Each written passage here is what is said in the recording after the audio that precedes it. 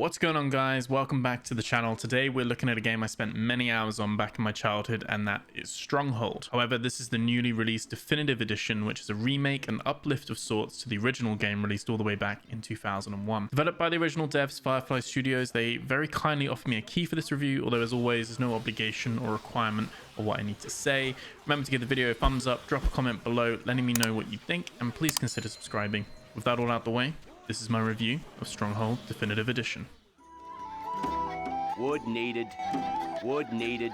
For those unfamiliar with Stronghold franchise, they are typically a blend of an RTS with a castle sim. The RTS elements of placing your buildings, recruiting troops, getting your production chains working all help to support the bigger task of building your castle, managing the people, the taxes, meeting their needs and their happiness. There's a lot of things going on, and there's numerous modes catering to various types of players. The main campaign acts like a combat and economy tutorial, taking you through 4 main acts with voiced adversaries and numerous missions getting harder and harder with each act. These teach you the fundamentals of the game and almost act like a bigger tutorial of sorts, although longer and with story accompanying it as well.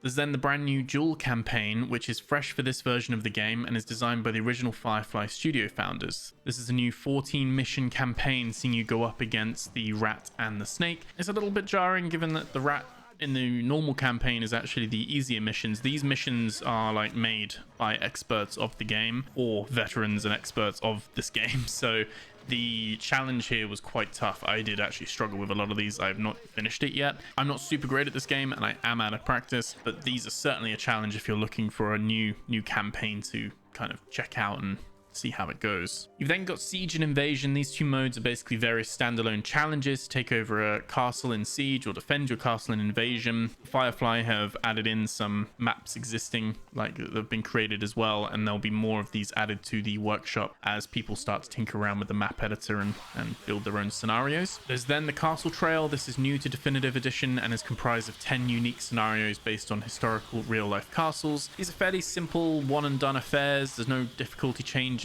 but it's nice to try them out and see some real life castle examples and inspirations. They vary from stone castles to kind of wooden palisades and all in between, and it's just a nice kind of, you've got to do them in order, so it acts kind of like a campaign, but there's no real story driving it. It's just kind of like a little additional challenge that you can try. And if that wasn't enough, you then have an economic campaign where the focus is on resource management and growth within a time limit. So for example, make 12 bows and 8 swords before the time runs out while balancing your castle needs at the same time, and the difficulty adjusts how much you need to produce, with very hard doubling the required target usually within the same time limit. These can get very tough at times, and these are exactly what was in the base game as well. You then have economic missions as well, which are similar to the campaign but kind of just on their own as standalone experiences.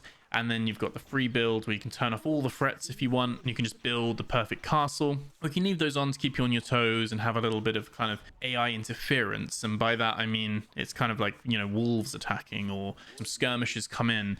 It's not kind of like a skirmish kind of PvP mode or PvE mode, but more just kind of threats coming in just to make sure that testing your defenses, but you can't attack them back or anything like that. This is a great idea here because there's no objective. You can just kind of play freely and as creative or restrictive as you would like. Finally, there's a multiplayer offering as well as the map editor to make your own maps and share them with others in the workshop. This is a huge uplift. If you're a PvP fan of this is going to be one of the main reasons you're going to buy this game, because before you had to use like Hamachi and stuff like that to kind of like try and find games online. Now this is integrated with Steam, so you can just jump straight in and host a match or join a match that's already there and jump straight in. This game has a lot of content, but it is still from 2001 at its core, so how does it hold up? Overall, the game is very impressive when you consider that it stands up this well over 20 years later. The game is a balance of ensuring there's enough food in the granary to feed your people, while needing to grow and gain more people to do more jobs, which in turn needs more food to feed, and all the while you're trying to manage your taxes via gold, buying and selling via the marketplace, your troop production if required, as well as making sure you have the right resources for your production chains, such as hops for ale, wood for bows, cows for leather, and so on. They haven't changed this formula, and they didn't need to. It still works really well to this day, and it's a testament to the original. They have updated all the building assets, the animations. When the building is on and producing, there's a little animation when it's active, and although the game still looks dated compared to something more contemporary such as Age of Empires 4 for instance, I think it was a good call to keep the original style but uplift it into 2023 somewhat. Quality of life improvements such as unit waypoints, marketplace, auto selling, doubling the units and building limits from 1500 units and 1000 buildings to 3000 units and 2000 buildings. You know, whether you'll meet those limits is another matter entirely. The result is it feels nostalgic and you're playing an older game, but in a modern setting. And not to understate that even with these increased kind of visuals and unit counts, the engine handles this flawlessly. It pretty much just ran perfectly the entire time for me. No issues whatsoever when it comes to performance of the game. And that was playing at 4K, 144 frames, and it just sat there locked the whole time. Not an issue whatsoever. One of the most welcome features for me when starting the game and being greeted with control options was the modern or the original. Modern being the WASD camera movement, Q&E to rotate, instead of the older kind of arrow key formula a lot of RTS games adopted back in the day. You can also select the modern version being a right click to move instead of a left click to move. And I know some people that have played this game on and off or regularly over the last 20 years, there's going to be a lot of muscle memory change there, so the classic option is probably going to be what you choose, and you're probably going to jump straight back into it.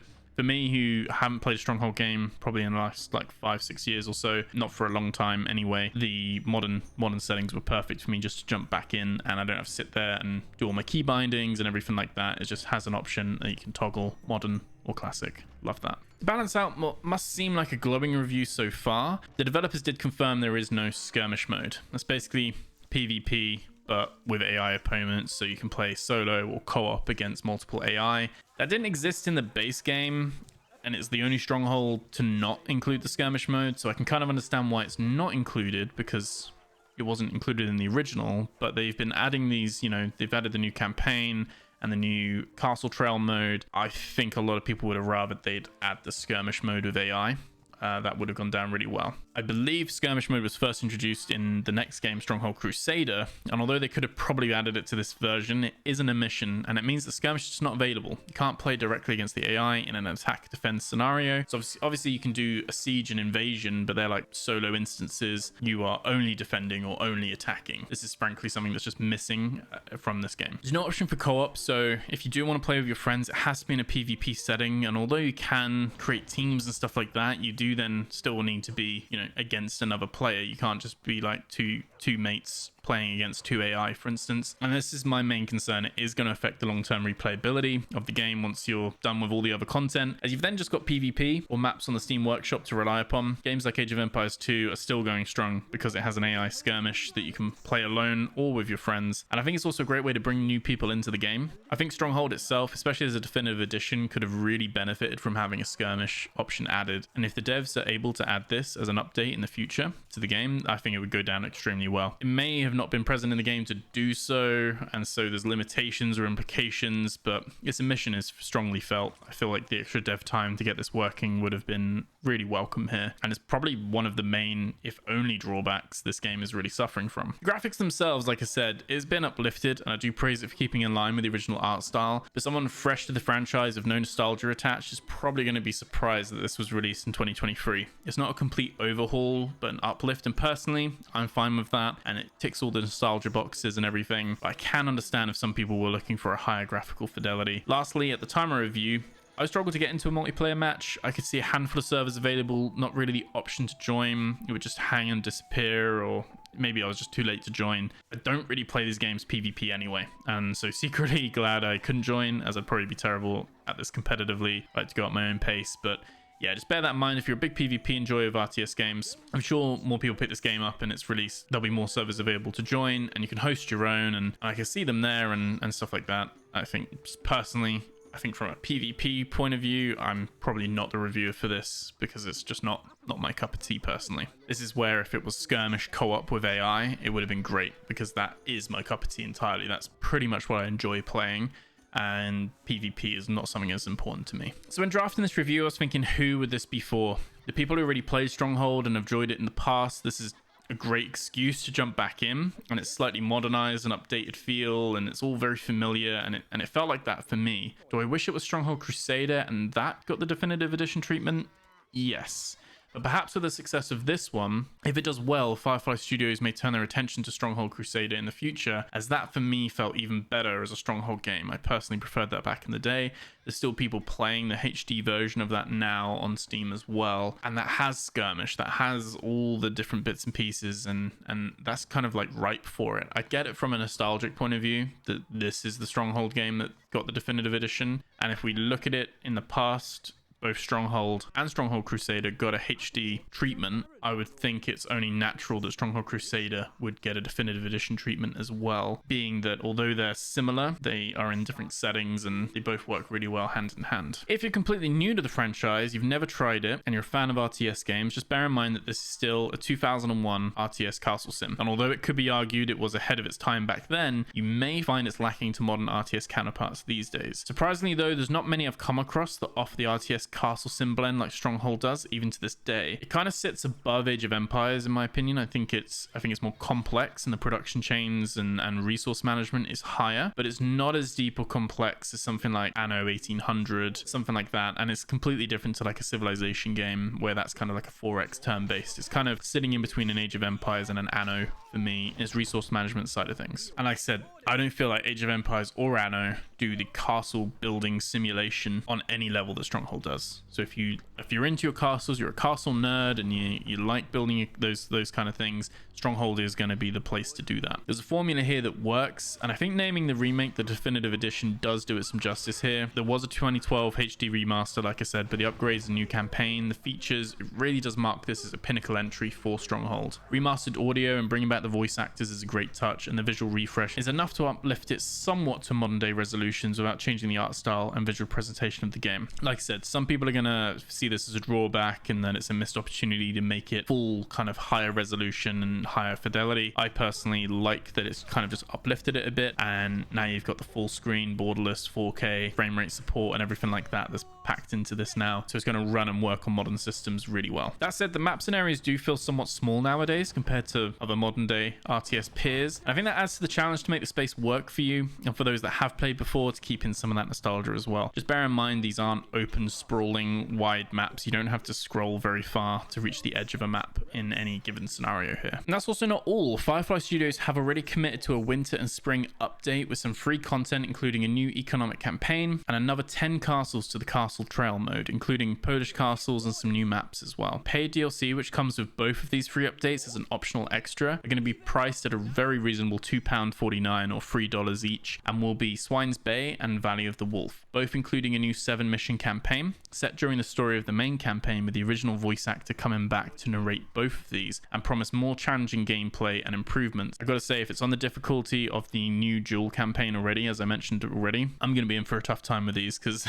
the difficulty jump is significant compared to the normal campaign, and it is heavily aimed at veterans. I'm not sure if the DLC is, but mentioning there's challenging gameplay improvements, I imagine it is. I just need to get good. Whether there's more content beyond this remains to be seen, and as mentioned previously, a skirmish mode of AI would be highly desired, and I imagine most players would trade the above updates and DLC in exchange for a working AI skirmish mode to be added. This is a nice confirmation to get now, at least, of the content coming on the roadmap, and like I said, I don't think I'd be alone in wishing to see Stronghold Crusader a definitive edition in the future, although that would be a few years off, I guess. Lastly, for those of you with a Steam Deck or planning to get the new upcoming OLED Steam Deck that was just announced recently, I am trying to resist the temptation of buying another one. I did download and try this on my Steam Deck, and I can confirm that it works really well. Solid 60 frames per second, controls quite nicely out the box, control mapping and everything like that. Use the touchpad for navigation. Not so surprising, as the base game is an older title, so it's not too strenuous on the Steam Deck, and with the new resolution options and frame rate settings and everything like that, it's really good if you want to play some Stronghold on the go. This is a great viable option now. Overall, I recommend Stronghold Definitive Edition because it is what it says on the tin. It is a definitive version of the 2001 Stronghold that we grew up with and enjoyed, and we have to consider the price point. It's $12.99 with 10% off currently on Steam, which I think is very fair for this title and the hours of content included within the workshop, cloud save support, and Steam achievements, and Steam Deck support as well. Is enough of an uplift for me to enjoy, but the lack of a skirmish mode is a huge oversight, and something that affects the long-term viability of this game. Will people still be playing this game in 2, 3, 4 years, or will people just be going back to Stronghold Crusader HD and playing their skirmish mode with their friends there? People who play co-op with their friends are likely just to go back to Crusader HD long-term rather than playing this, so as a note to developers, I would urge you to consider